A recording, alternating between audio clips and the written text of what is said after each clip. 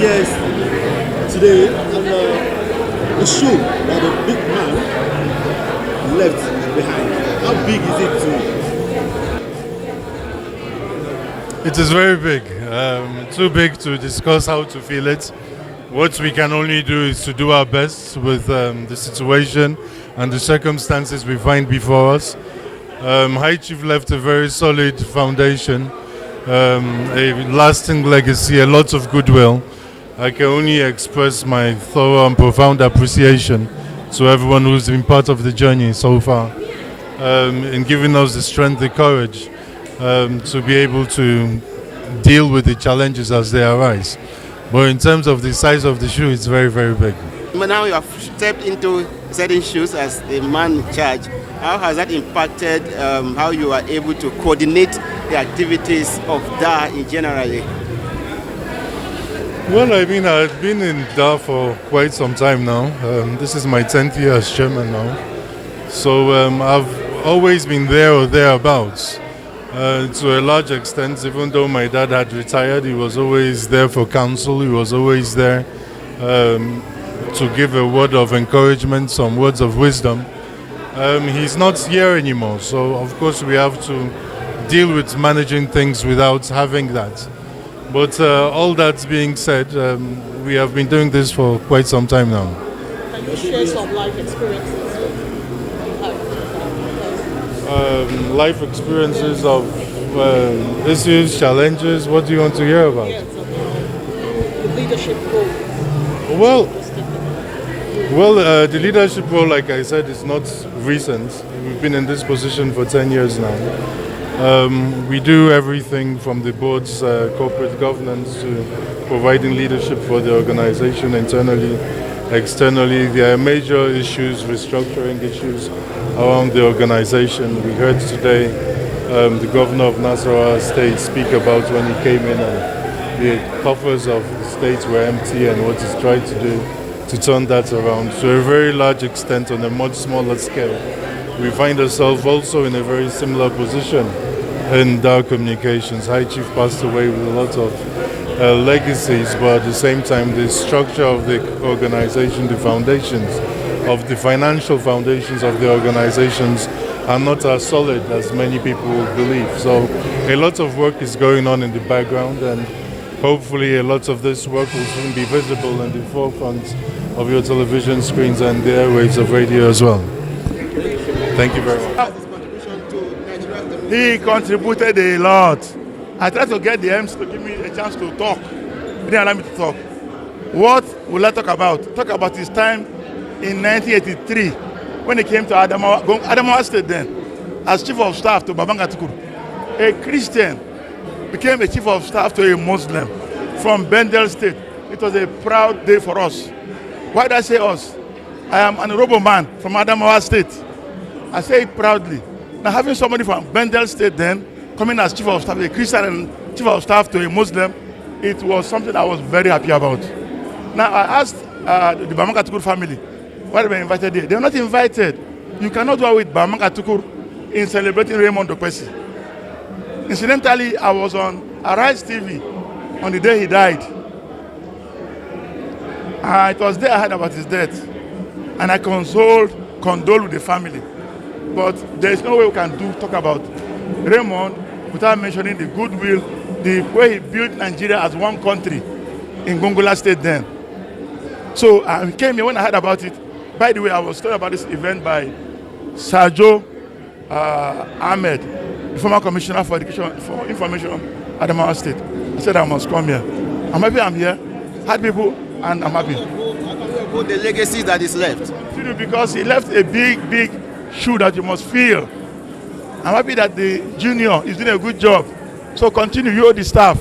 Now, apart from being happy that he came as chief of staff in '83,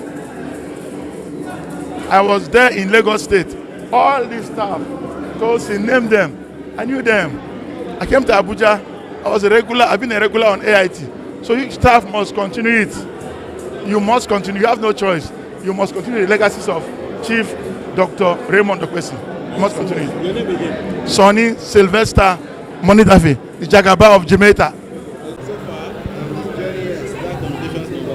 figure right now. What would you say are the legacies that has impacted the corporation or the communication outfit, and what would you want to hold dear moving forward from the life of Raymond? The Izomo, as we fondly call him, remains an icon. He had impacted a lot of lives. He has made tremendous contribution to the growth of the media industry. And for us, he left behind. We have taken a commitment that the greatest honor we owe him is to sustain that legacy. And that's what we are committed to doing. Thank God, the chairman of the board, the son, Chief Raymond Dokpesi, is committed to this. The entire board is committed to this. The management is committed to this.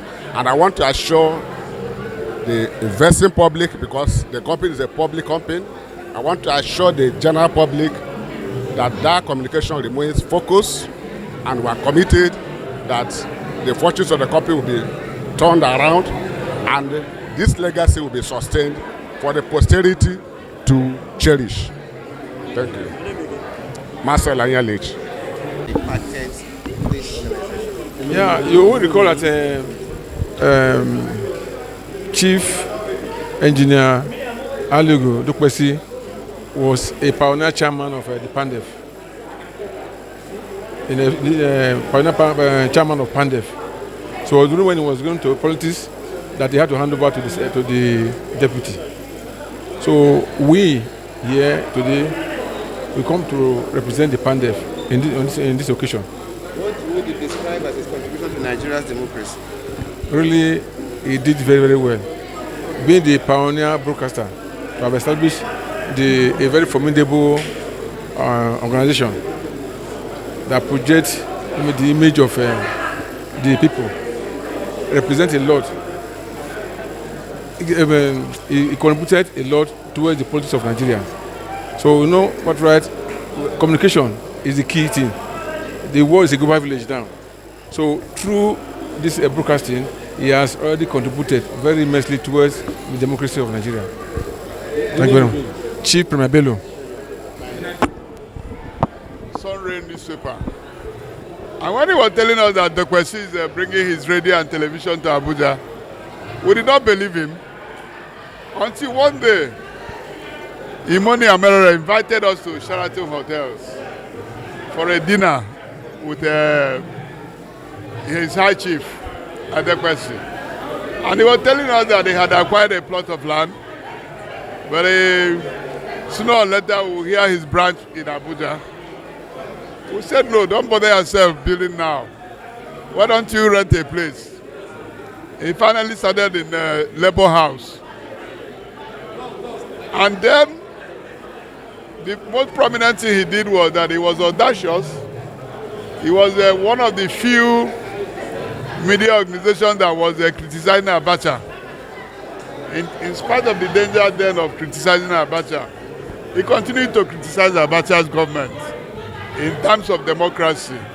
And was, in fact, AIT should be the last television that had the last interview with Sheikh Musa Yaradua, General Yaradua, when he did a press conference, giving Abacha the mandate to leave by January 1996.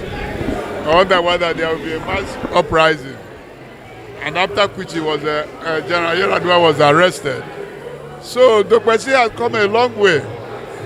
Back in the 90s, under the military regime, he was audacious, bold, and courageous to oppose Abacha, in spite of the Abacha's dictatorship and his 10-point dictatorship. Then we came to the return of democracy. He continued to champion the cause of democracy. Even before the third term, he continued to back the opposition parties. Then I was the spokesperson of the Conference of Nigerian Political Parties. When other medium will not carry us, AIT will carry us, provided we are defending democracy. Then we came to third term, and have been said here, the live television he gave on the day of the vote for the third term was the last straw that killed the third term. and made the then president to resort to denial that there had never been third term. When we were aware that then some senators and members of the House of Reps had a lot of bunchy packages distributed to them through the banks. In fact, I was one of the witnesses when they were collecting the funds at the UBA then. So without that live television, the third time could have survived. Because it was when the members at the chambers noticed that, especially at the Senate, when they noticed that it was being aired, they had no opportunity except to defend the Nigerian democracy and they defend the people. So if there's anybody who can congratulate or thank for the death of third term, it should be High Chief Dokpesi. And he remained on the side of the opposition until the day we won the election. He still went back to the PDP. But we must thank him for his boldness, his courage, and his love for our dear country. He's a patriot of a high-class patriot. The battles he waged, some could have succumbed, but he waged all the battles in the interest of the Nigerian people. So we should thank him for his legacy of being a patriot and a courageous patriot for that matter. Mr. Osito Kechukwu is by name. So again, let us know what inspired this partnership in respect of the late High Chief. Well, as you are aware, the late High Chief was a fellow of the Nigerian Institute of Public Relations for over 20 years. And he was not just a fellow, he was a fellow who contributed to the activities of the Institute. As a matter of fact, when we were beginning the Citizens Summit for National Integration, Peace and Security, which we hosted in 2021 and 2022, he was very instrumental. He supported us.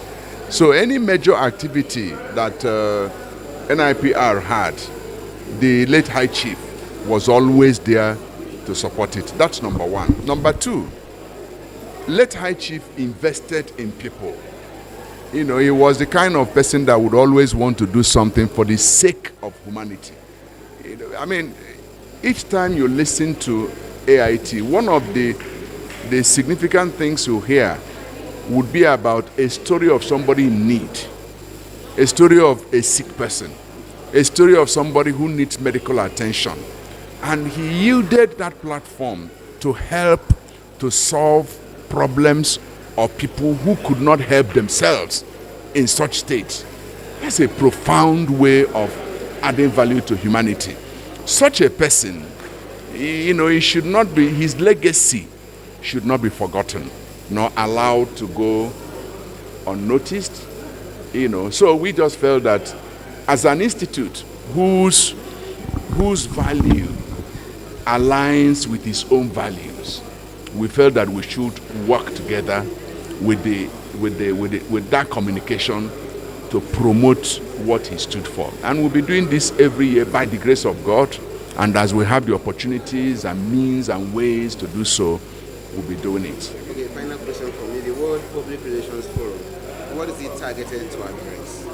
Well, the theme is responsible communication, the voice of the world. We are addressing the issue of communication from the perspective of communication being a way of life. Communication for leaders to understand that you cannot be a successful leader if you are not an effective communicator. And we are using the opportunity to let the world know that the communication sector is thriving very well in Nigeria. It's thriving. It's an ecosystem that has taken roots in Nigeria. But more importantly, we want to yield an opportunity for them to come and see how beautiful this country is, how pragmatic this country is, how blessed this country is, how great this country is. Many of them don't know us.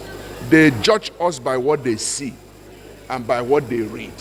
But now we are saying, come and see that Nigeria is the place. Other countries, especially in Africa and all over the world, could be gateways, but Nigeria remains the destination. So we are saying, come to the destination and see what Nigeria looks like. Thank you. Thank you.